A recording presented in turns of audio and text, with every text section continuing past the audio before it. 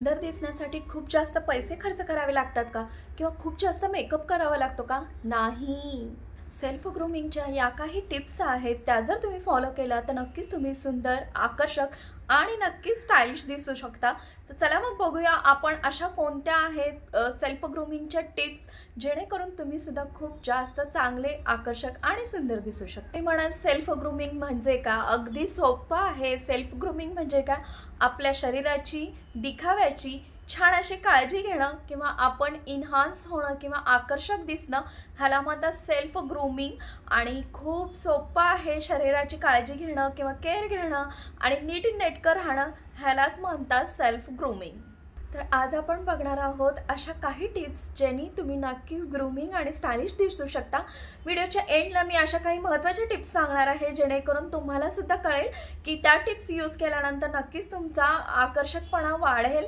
तर व्हिडिओ शेवटपर्यंत नक्की बघा आणि चला मग बघूया कोणत्या आहेत टिप्स जेणे तुम्ही ग्रूमिंग आणि स्टायलिश नक्कीच दिसता. Hello everyone, welcome back to my channel virtual life of Sarika. माझ्या चॅनलमध्ये नवीन आला असाल तर मी लाईफस्टाईल, मेकअप, फॅशन असे खूप सारे व्हिडिओज घेऊन येत जाते आणि तुम्हाला यामध्ये इंटरेस्टेड असाल तर नक्की माझ्या चॅनलला सबस्क्राईब करा. सो यस, आपण व्हिडिओला स्टार्ट करूयात. जसं आपल्याला ग्रूमिंग व्हायचं आहे, स्टायलिश दिसायचं आहे आणि आकर्षक सुद्धा दिसायचं आहे. चला मग बघू कोणत्या आहेत टिप्स. नंबर 1, फेशियल हेअर जे आहेत ते क्लीन करणं किंवा काढणं. आता म्हणाल तुम्ही फेशियल हेअरमध्ये काय काय येतं, तर फेशियलमध्ये ऑफकोर्स आपला सगळ्यात पहिल्यांदा ॲब्रोज येतो, अपर लिप्स येतात किंवा तुम्ही म्हणाल की चेहऱ्यावरचे जे केस असतात ते सुद्धा तुम्ही काढू शकता. आता कसं आहे, प्रत्येकाच्या डिसिजनवर डिपेंड असतं. तुम्हाला जर केस चेहऱ्यावरची काढता येत असतील किंवा तुम्हाला ते खूप कम्फर्टेबल वाटत असेल तर नक्कीच तुम्ही काढा. मी तर म्हणेन काढाच. आणि मी ह्यावरती व्हिडिओ बनवलेला आहे की फेशियल रेझरनी तुम्ही घरच्या घरी कसे चेहऱ्यावरचे केस रिमूव्ह करू शकता. आणि ती थोडीशी लव असते आणि आपल्याला जन्मता जर ते छोटे छोटे केस आलेले असतील तर त्याची ती लव असेल, ती काढणं काही चुकीचं नाही आहे. आपला जर चेहरा छान दिसत असेल, आपण ग्रूमिंग दिसत असेल तर नक्की तुम्ही काढू शकता. त्यानंतर मेन म्हणजे ॲब्रोज. ॲब्रो आपले क्लीन असणं जास्त महत्त्वाचं असतं, शेपमध्ये असणं महत्त्वाचं असतं. त्यावर सुद्धा मी व्हिडिओ बनवलेला आहे की आपले ॲब्रो जर ग्लोईंग असतील, छान असतील, दाट असतील तर आपला चेहरा खूप जास्त चांगला दिसतो. आणि माझ्यापेक्षा तुम्ही जास्त रिलेट करत असाल की तुम्ही लक्षात ठेवा, जेव्हा तुम्ही ॲब्रोज करून येता तेव्हा बघा, आयब्रोजला जर शेप असेल तर नक्कीच आपला चेहरा खूप जास्त चांगला वाटतो आणि आपण खूप कॉन्फिडंट वाटतो की माझा चेहरा खूप छान दिसतोय आणि मी खूप छान दिसायला लागले ॲब्रोजमुळं. तर ॲब्रोज क्लीन असणं, शेपमध्ये असणं, दाट असणं हे खूप जास्त इम्पॉर्टंट असतं. त्यानंतर अप्पर लिप्स, मी तर म्हणेन की अप्पर लिप्स नेहमी क्लीन असलेच पाहिजेत. बघा, तुम्ही खूप छान तयार झालेला आहात आणि जर अप्पर लिप्स वाढले असतील, ॲब्रोज वाढले असतील, क्लीन नसतील तर आपला कॉन्फिडन्स कुठंतरी कमी वाटतो. मग कितीही छान मेकअप केला असेल तर आपल्याला वाटतं नाही बाबा, लुक नाही चांगला झाला. कारण ह्याचं हेच आहे की जर तुमच्या अप्पर लिप्स क्लीन नसतील किंवा ॲब्रोज क्लीन नसतील तर अजिबात लुक चांगला वाटत नाही. मग त्या घरी असणाऱ्या गृहिणी असू दे, ऑफिस वर्किंग गृहिणी असू दे, सगळ्यांनी अप्पर लिप्स क्लीन करणं खूप जास्त गरजेचं असतं आणि ॲब्रोज शेपमध्ये असायला पाहिजे. आता तुम्ही म्हणाल चेहऱ्यावरचे केस काढावे की नको, तर मी तर म्हणेन शक्यतो तुम्ही काढाच, पण शेवटी तुमचा डिसिजन आहे. आणि ते कसं काढायचं, हेअर रेझर आजकाल खूप छान छान मिळतात आणि त्यावरती मी व्हिडिओ बनवला आहे. तुम्हाला हवा असेल तर एकदा चेक करा आणि खूप इझिली तुम्ही चेहऱ्यावरचे केस जे आहे ते रिमूव्ह करू शकता आणि नक्कीच मस्त दिसू शकता. जेव्हा आपण मेकअप करतो किंवा साधी सुद्धा तयार होतो तेव्हा सुद्धा आपण नक्कीच आकर्षक आणि सुंदर दिसू शकतो. तेव्हा सगळ्यांनी चेहऱ्यावरचे हेअर जे आहेत ते क्लीन करणं खूप जास्त इम्पॉर्टंट असतं. नंबर 2, नेल केअर. अगदी बरोबर ऐकलात तुम्ही, नेल केअर करणं खूप जास्त गरजेचं असतं. खूपदा असं होतं की आपल्या नेल वाढवायला आवडतात आणि मी म्हणेन की ज्यांना आवडतात त्यांनी वाढवू शकता. मला सुद्धा खूप आवडतात. मी डाव्या हाताचे जे नेल्स असतात ते वाढवते किंवा ग्रो करते थोडेसे, पण ते वेळच्या वेळी कट करणं खूप जास्त गरजेचं असतं. जर समजा तुम्ही नेल वाढवताय आणि एखादं जर तुटलं किंवा खराब दिसायला लागलं तर तुम्ही बाकीचे जे सुद्धा आहे ते कट करू शकता. जर तुम्ही एक मोठं नेल्स आहे, एक छोटं आहे, ते दिसताना इतकं खराब दिसताना अजिबात तसं करू नका. आणि शक्यतो उजव्या हाताचे नेल्स जे असतात ते व्यवस्थित कट करा. तुमचे नेल्स कट आहेत की नाही किंवा नेल्समध्ये जर घाण जाऊन बसत असेल त्यावरून तुमची हायजीन कळते किंवा हायजीन मेंटेन ठेवणं हे सुद्धा खूप गरजेचं असतं. त्यामुळे नेहमी मी तर म्हणेन की एखादा दिवस तुम्ही ठरवा आठवड्यातला आणि त्या दिवशी तुमचे जे नेल्स आहेत ते ट्रिम करा आणि छान असे क्लीन करत जावा. ज्यांना नेल्स जे आहे ते वाढवायला आवडतात त्यांनी नेहमी क्लीन ठेवत जावा. तुम्ही छान असं नेल पेंट लावा जेणेकरून तुमचे नेल्स जे आहे ते खूप छान दिसतील. आणि कधी कधी नेल पेंट गेलेलं असतं आणि मग एखाद्या नेल्सचं नेल पेंट असतं, एखाद्याचं नसतं, ते दिसतं आणि खूप विचित्र दिसतं, अजिबात चांगलं दिसत नाही. जर तुमचं नेल पेंट गेलं असेल तर ते परत क्लीन करून रिअप्लाय करू शकता. आणि त्यामुळे साध्या साध्या गोष्टी असतात त्या जर तुम्ही केल्या तर नक्कीच तुम्ही ग्रूमिंग आणि स्टायलिश दिसू शकता. बॉडी हेअर, शरीरावरचे केस काढणे हा आपला तिसरा पॉईंट आहे. आणि जसं आपण आता बघितलं की फेसवरचे जे केस आहेत ते आपण क्लीन करणं खूप जास्त गरजेचं असतं, तसंच शरीरावरचे केस काढणं खूप जास्त गरजेचं असतं. जसं की आपल्या हातावरती खूप सारे केस आहेत किंवा पायावरती खूप सारे केस आहेत किंवा अंडरआर्म्स वाढलेले आहेत, हे सगळं क्लीन करणं खूप इम्पॉर्टंट असतं. आता खूप सारे प्रकार निघालेले आहेत. तुम्ही वॅक्ससुद्धा करू शकता किंवा पार्लरला एखाद्या अपॉइंटमेंट घेऊन नक्की क्लीन करू शकता. खूप साऱ्या स्त्रियांचं असं असतं की नाही बाबा, कार्यक्रम असेल तरच मी वॅक्स करेन किंवा एखादं घरी कोणीतरी माझं करायला येणार असेल तर मी करेन. असं अजिबात करू नका. क्लीन असणं खूप जास्त इम्पॉर्टंट असतं. तुम्ही हँड वॅक्स करू शकता किंवा लेग वॅक्स करू शकता. जर तुम्हाला घरच्या घरी करायचं असेल तर तसं सुद्धा तुम्ही करू शकता. खूप आजकाल प्रकार आलेले आहेत वॅक्समध्ये सुद्धा. जर तुमचा अंडरआर्म एरिया जर तुम्ही क्लीन करत नसाल किंवा तिथले जर केस जे असतात ते क्लीन करत नसाल तर घामाचा वास यायला लागतो, स्वेटिंग व्हायला लागतं आणि तुम्ही जरी साईडला जरी उभे राहिला असला तर खूप जास्त घाण यायला लागतो आणि अंडरआर्म्स जे असतात ते टॅन व्हायला लागतात किंवा काळे पडायला लागतात. त्यामुळं काय करायचं, शरीरावरचे जे केस आहेत ते काढणं खूप जास्त इम्पॉर्टंट असतं. आजकाल खूप सारे प्रकार आलेले आहेत. वॅक्स करू शकता, घरच्या घरी तुम्ही हेअर रिमूव्हरनी काढू शकता किंवा रेझरनी काढू शकता किंवा तुम्ही तुमच्याकडे खूप जास्त फॅसिलिटीमध्ये पैसे असतील, पैसे खर्च करायचे असतील तुम्हाला, तुम्ही रेझरसुद्धा करू शकता. जसं आपल्याला कन्व्हिनियंट आहे त्याप्रमाणे आपण शरीराचे केस काढणं, क्लीन राहणं, हायजीन पाळणं हे जास्त इम्पॉर्टंट असतं आणि खूप सोप्या पद्धती आहेत आणि त्या करून नक्कीच तुम्ही ग्रूमिंग आणि स्टायलिश दिसू शकता. तेव्हा याच शरीरावरचे केससुद्धा आहेत ते क्लीन करणं खूप इम्पॉर्टंट असतं. नंबर 4, ब्लॅकहेड्स रिमूव्ह करा. ब्लॅकहेड्स जर आपल्या नाकावरती खूप असतील आणि आपण खूप जवळून एखाद्याशी बोलत असू तर समोरच्याला सुद्धा कळतं की ह्याच्या नाकावर बाबा ब्लॅकहेड्स आहेत आणि ते खूप विचित्र दिसतं. त्यामुळं काय करायचं, ब्लॅकहेड्स नेहमी क्लीन करणं खूप गरजेचं असतं. तर त्यासाठी ब्लॅकहेड्सचं स्क्रब मिळतं, ब्लॅकहेड्सचे मास्क मिळतात, ते सुद्धा तुम्ही यूज करू शकता. आणि सगळ्यात सोपं करायचं असेल काम तर ब्लॅकहेड्सची पिनसुद्धा मिळते, त्यांनी तुम्ही ब्लॅकहेड्स नक्की काढू शकता आणि नक्की क्लीन करू शकता. तुम्हाला मास्क मिळतील, ते अप्लाय केलं तर नक्की खूप छान आणि सिम्पलरित्या ते निघून जातं. मी साईडला एखादा व्हिडिओ अटॅच करेन की ते कसं काढू शकता. तुम्हाला ॲमेझॉन, फ्लिपकार्टवर असे खूप सारे मास्क मिळून जातील, ते यूज करा. खूप कमी रेंजमध्ये तुम्हाला मिळून जातील. नक्कीच तुमचं जे नाक आहे ते क्लीन दिसायला लागेल. थोडीशी स्टीम घ्यायची घरच्या घरी आणि आपल्याला ती पिन मिळते एखादी पिंपल्सची, व्हाईट हेड किंवा ब्लॅकहेड्स काढायची, त्यांनी सुद्धा तुम्ही ब्लॅकहेड्स रिमूव्ह करू शकता. जर तुमचं नाक ब्लॅकहेड्सनी क्लीन असेल तर नक्कीच तुमच्यात कॉन्फिडन्स दिसतो आणि नक्कीच तुम्ही स्टायलिश आणि ग्रूमिंग दिसतो. आपली स्किन डल पडणे, खूपदा असं होतं की मी बाहेरसुद्धा नाही गेलेली आहे पण माझी स्किन ग्लो करत नाही आहे, चांगली वाटत नाही आहे किंवा अशी मला आकर्षक चेहरा वाटत नाही, असं आपल्याला खूपदा होतं. त्यावेळेला काय करायचं, छान असे फेसचे स्क्रब मिळतात आणि शरीरावरती यूज करण्यासाठी ते सुद्धा स्क्रब वेगळे मिळतात किंवा म्हणजे जे म्हणतो आपण बॉडी स्क्रब ते वेगळे मिळतात आणि जे फेसचे स्क्रब आहेत ते वेगळे मिळतात. जर आपला चेहरा आकर्षक दिसत नसेल, उठून दिसत नसेल, किमान मी म्हणते आठवड्यातून एकदा तुम्ही फेसचा स्क्रब यूज करा. खूप साऱ्या व्हरायटी आलेल्या आहेत, आपल्याला जे सूट होतात असं एखादा स्क्रब यूज करायचा, छान असा फेस क्लीन करून घ्यायचा आणि स्क्रबिंग करून घ्यायचा. नक्कीच आपला फेस जो आहे तो सॉफ्ट वाटायला लागतो, छान वाटायला लागतो आणि आपण तयार झाल्यानंतर नक्की छान आणि उठावदार दिसायला लागतो आणि आपल्याला स्वतःला जे आहे ते खूप फ्रेश वाटायला लागतं.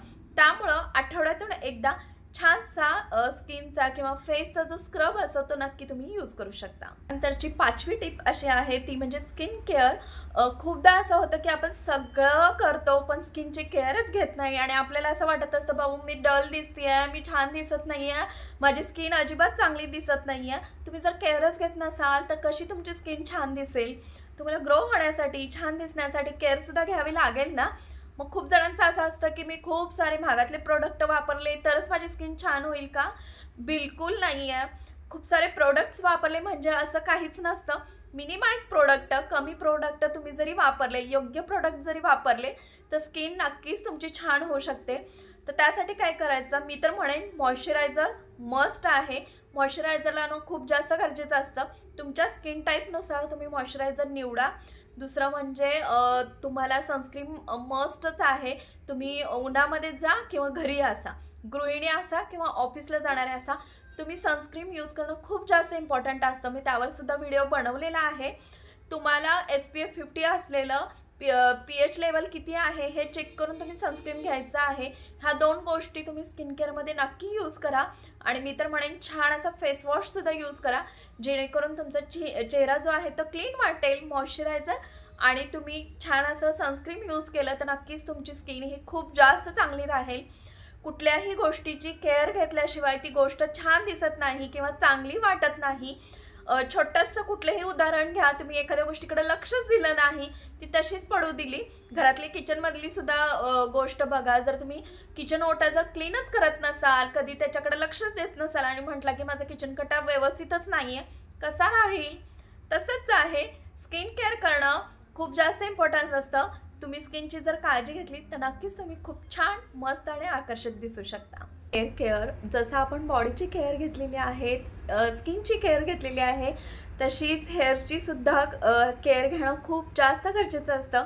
बघा, तुम्ही खूप छान तयार झाला, खूप मस्त दिसता, तुम्ही अंडरआर्म पण क्लीन केलेले आहे, शरीरावरचे केससुद्धा काढलेले आहेत, फेसवरचे केस क्लीन केलेले आहे, सगळं आहे. पण तुमचे केस जे आहेत ते केअर केलेले नसतील किंवा क्लीन नसतील तर ते अजिबात चांगलं वाटत नाही.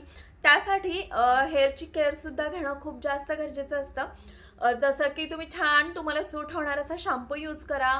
त्यानंतर तुम्ही शॅम्पूबरोबरच जे आपल्याला सूट होणारे एखादं चांगलं तेल यूज करा. मी तर म्हणेन की तुम्ही आठवड्यातून एकदा तरी केसांना हेअर ऑइलिंग करा, जेणेकरून खूप सॉफ्टनेसपणा येतो. तुम्हाला जमत असेल, टाईम मिळत असेल तर नक्कीच तुम्ही ॲलोवेरा जेल घरच्या घरी जे असतं ते लावा. खूप छान मास्क आहे तो, किंवा मेथांचा मास्क लावा. मी खूप सारे हेअर मास्कवरती व्हिडिओ बनवलेले आहेत, ते एकदा चेक करा. असे तुम्ही मास्क यूज करू शकता.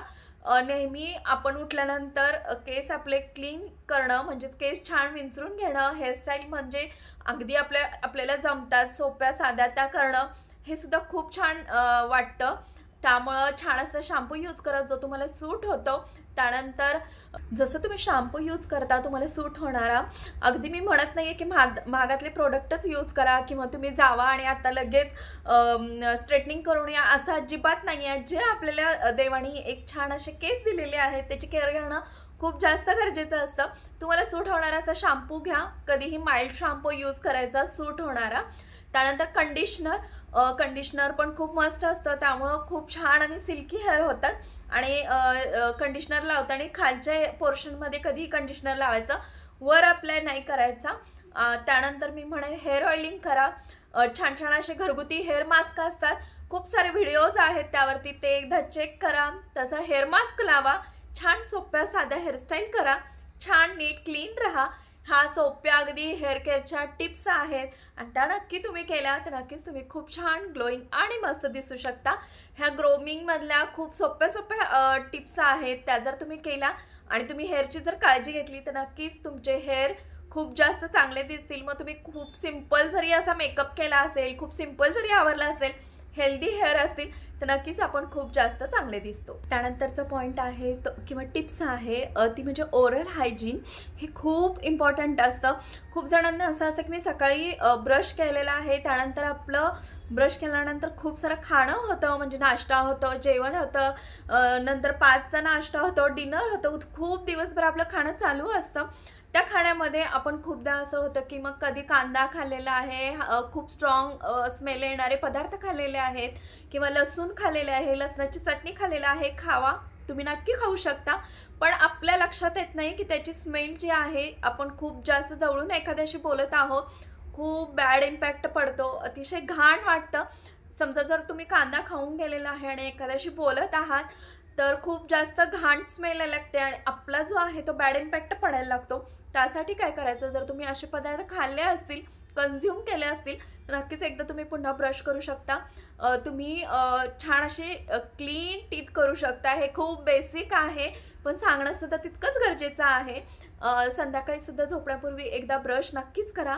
असं होतं की अन्नाचे जे कण आहेत ते आपल्या दातांमध्ये अडकून बसलेले असतात आणि ते क्लीन करणं खूप जास्त गरजेचं असतं. नाहीतर काय होतं, आपल्या तोंडाचा वास यायला लागतो. त्यामुळं मी म्हणेन की तुम्ही दिवसातून 2दा किमान ब्रश करा. तुम्हाला माउथवॉश हवा असेल तर तो सुद्धा तुम्ही यूज करू शकता. त्यानेसुद्धा खूप जास्त फरक पडेल आणि तुम्हाला मी म्हणेन की फ्युचरमध्ये ह्याचा खूप जास्त उपयोग होईल.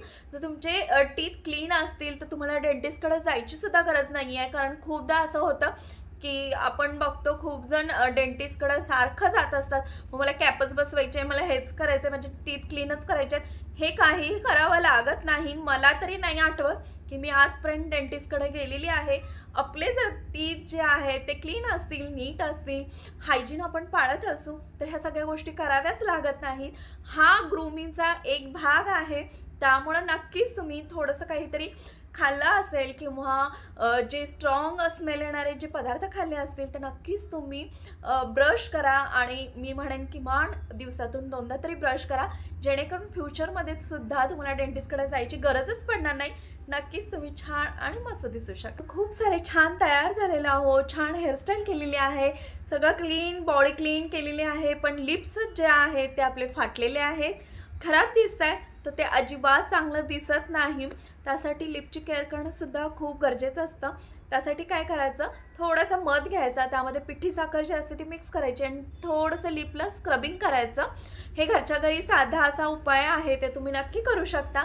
नक्कीच तुमचे लिप जे आहे ते एकदम सॉफ्ट वाटायला लागतात. तुम्ही किमान आठवड्यातून एकदा हे करू शकता. त्यानंतर काय, थंडीमध्ये तुम्ही लिप बाम यूज करू शकता. थंडीसाठी खूप सारे लिप बाम असतात, त्यामधलं आपल्याला सूट होतं असं छान असं लिप बाम घ्यायचं. ते लिपला रात्री झोपताना नक्की लावा. जर जास्तच तुमचे लिप फाटलेले असतील किंवा खराब दिसत असतील तर त्यासाठी सुद्धा एक्स्ट्रा जे सॉफ्ट असे लिप बाम मिळतात मेडिकलमध्ये म्हणा किंवा मेकअपचे जे प्रोडक्ट्स मिळतात अशा दुकानांमध्ये किंवा फ्लिपकार्ट म्हणा, ॲमेझॉन म्हणा, अशा ठिकाणी सुद्धा तुम्हाला असे लिप बाम मिळून जातील. ते लिप बाम नक्की तुम्ही लावा आणि किमान आठवड्यातून एकदा स्क्रबिंग करा आपल्या लिपला. नक्कीच तुमचे लिप खूप जास्त चांगले दिसायला लागतील, मस्त दिसायला लागतील. हा उपाय नक्की करून बघा. शेवटची आणि 10वी टिप ती आहे, ती म्हणजे फूट केअर. अगदी आपण खूप सुंदर दिसतो, छान तयार झालेलं आहे आणि जर आपले वरून खालपर्यंत आपण मस्त दिसतो आहे आणि जर आपल्या टाचा जर फाटलेल्या असतील तर ते किती वेगळं वाटतं, घाण वाटतं, विचित्र वाटतं. तुम्हाला हे सुद्धा कळत असेल. खूप जास्त आपण तयार झालेलो आहो आणि जर आपल्या टाचा फाटलेल्या असतील तर ते अजिबात चांगलं वाटत नाही. आजकाल मी म्हणेन की बाजारामध्ये फूट क्रीम खूप सारे आलेले आहेत. जसं आपल्याला सूट होतं, आपल्या रेंजमध्ये बसतं असं एखादं फूट केअर घ्या. मी तर म्हणेन सगळ्यात सोपा उपाय असा की घरी गरम पाणी करायचं, त्यामध्ये थोडंसं मीठ घालायचं, एखादी शॅम्पूची पॅकेट घालायची, छान असं ब्रश करायचा, आपल्या फूटला क्लीन करून घ्यायचं. त्यानंतर तुम्हाला हवं असेल तर एखादं छानसं मॉइश्चरायझर त्याला अप्लाय करू शकता, मसाज करायचा. किंवा ते सुद्धा जमत नसेल तर आपल्या सगळ्यांच्या घरी कोकोनट ऑइल हे असतंच, तर तुम्ही काय करू शकता, कोकोनट ऑइल घ्यायचं, छान असं फूटला मसाज करायचा, टाचांना मसाज करायचा. किंवा जर तुम्हाला सूट होत असेल एखादं चांगलं आपल्या बजेटमध्ये बसणारं असं फूट क्रीम असेल तर ते घ्या, त्यांनी तुम्ही छान मसाज करा. मस्त असा सॉक्स घालायचा. सॉक्स घालण्याचा एक फायदा आहे, त्यामुळे काय होतं, मॉइश्चर टिकून राहतं. आपल्या टाचा ज्या आहेत त्या फाटलेल्या आहेत त्या कमी कमी व्हायला लागतात आणि नक्कीच तुमच्या टाचांमध्ये तुम्हाला ग्रो झाल्यासारखं दिसेल, सॉफ्ट व्हायला लागतात. सोपा उपाय म्हणजे ग्लिसरीन जे आहे मेडिकलमध्ये सहज उपलब्ध होतं. ग्लिसरीन आणायचं आणि आपल्या पायांना पूर्ण टाचांना लावून ठेवायचं. अगदी झोपायच्या आधी एक 10 ते 15 मिनटं हे करू शकता. तुम्हाला त्याचा खूप सारा फायदा होईल. टाचा ज्या आहेत ते एकदम सॉफ्ट दिसायला लागतील आणि नक्कीच हे तुम्ही करून बघा. कारण आपण वरपासून खालपर्यंत छान तयार झालेलं असं, जर आपल्या टाचच फाटलेले असतील, आपण कुठलंही फूट वेअर घातला असेल, छान असं सँडल घातला असेल, शूज घातला असेल, काही घातलं असेल तर त्यामध्ये ते फाटलेल्या टाचा दिसल्या, सगळं विचित्र वाटतं. आपण एवढं तयार झालं त्याच्या सगळ्यावर पाणी फिरलं जातं. त्यामुळं काय करायचं, आपलं फूट केअर करणं खूप जास्त गरजेचं असतं. हे आम्ही सोप्या साध्या घरातल्या टिप्स सांगितल्या की तुम्ही तेलाचा यूज करू शकता, मॉइश्चरायझर लावू शकता किंवा ग्लिसरीन लावू शकता, हे सुद्धा करू शकता. किंवा तुमच्या बजेटमध्ये असे एखादी छान अशी फुटवेअर क्रीम असेल ती नक्की यूज करू शकता आणि तुम्ही फूटची केअर घेऊ शकता. व्हिडिओमध्ये आपण ग्रोइंग, स्टायलिश, आकर्षक दिसण्यासाठी मी काही टिप्स सांगितलेल्या आहेत. त्या टिप्स ज्या आहेत ते खूप साध्या, सोप्या आणि आपण दररोजच्या जीवनामध्ये त्या करतही असू, पण आपल्याला माहीत नसतं हे केल्यानंतर मी खूप छान दिसेन, मस्त दिसेन, हे आपल्याला माहीत नसतं. मी शेवटच्या ज्या टिपमध्ये खूप सोप्या साध्या टिप होत्या त्या सुद्धा तुम्ही नक्की करून बघा. आणि आजचा जर तुम्हाला व्हिडिओ आवडला असेल तर प्लीज लाईक, शेअर आणि सबस्क्राईब करा. तुम्ही सुद्धा कुठल्या कुठल्या ग्रूमिंग टिप्स करता किंवा तुम्हाला ह्यामध्ये काही चेंजेस करावे वाटतात का, तुमच्याकडे अजून काय काय अशा टिप्स आहेत हे सुद्धा मला नक्की कॉमेंट सेक्शनमध्ये सांगा, जेणेकरून मला सुद्धा कळेल की अजून काय ॲड करता येईल. मी अजून कुठल्या टॉपिकवरती व्हिडिओ बनवू हे सुद्धा मला कमेंट सेक्शनमध्ये नक्की सांगा. तुम्ही खूप भरभरून प्रेम देताय, छान छान कॉमेंट्स करताय, त्याबद्दल सर्वांचा थँक्यू आणि मला असंच प्रोत्साहन देत राहा.